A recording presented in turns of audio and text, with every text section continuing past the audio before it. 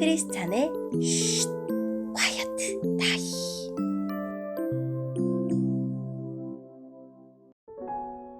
샬롬! 크리스찬 성도님들 반갑습니다. 오늘의 본문은 마태복음 15장 21절부터 39절까지의 말씀입니다. 본문의 제목은 기도하다가 포기하고 싶을 때입니다. 본문을 읽기 전에 어떤 내용인지 요약본을 먼저 읽어드릴게요. 이방인 여자가 자기 딸을 고치기 위해 예수님에게 다가갑니다. 처음에는 거절당했지만 그 여자는 믿음과 확신을 가지고 끈질기게 기도합니다.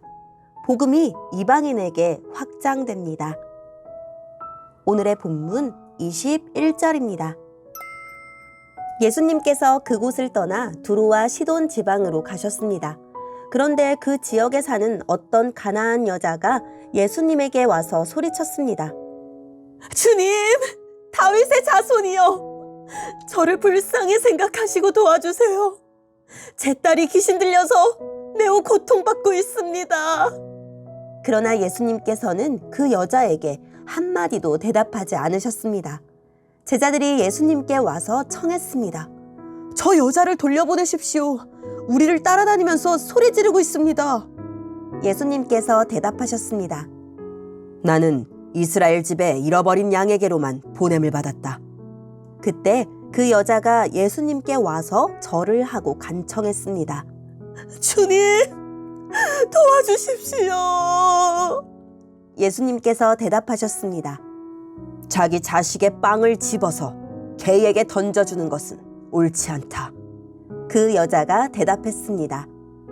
그렇습니다, 주님.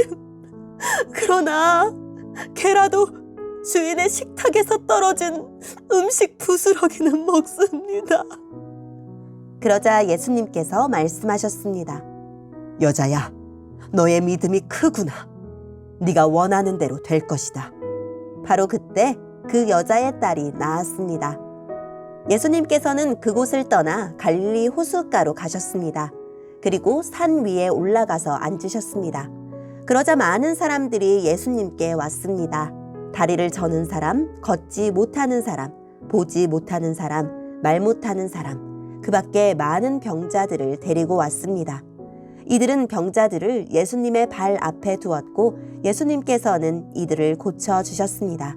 사람들은 말하지 못하던 사람이 말을 하고 지체장애인이 성한 몸을 갖게 되고 다리를 저는 사람이 다시 걷고 보지 못하는 사람이 다시 보는 것을 보고 모두 놀랐습니다. 그리고 이스라엘의 하나님께 영광을 돌렸습니다. 예수님께서 제자들을 부르시고 말씀하셨습니다. 이 많은 사람들이 나와 함께 3일 동안이나 있었는데 먹을 것이 없으니 불쌍하구나. 그들을 줄인 채로 돌려보내고 싶지 않다. 저들이 길에서 쓰러질지도 모른다.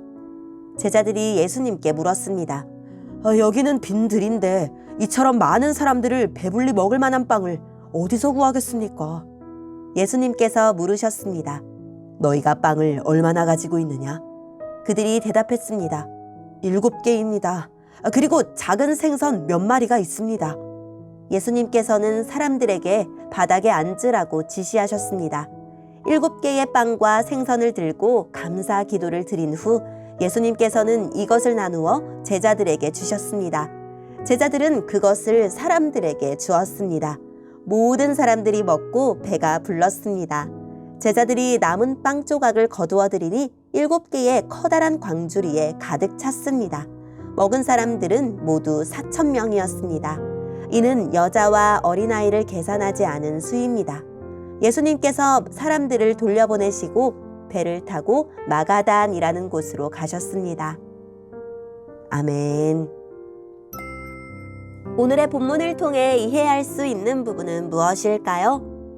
예수님은 유대를 떠나 이방인들이 사는 두로와 시돈으로 가셨습니다.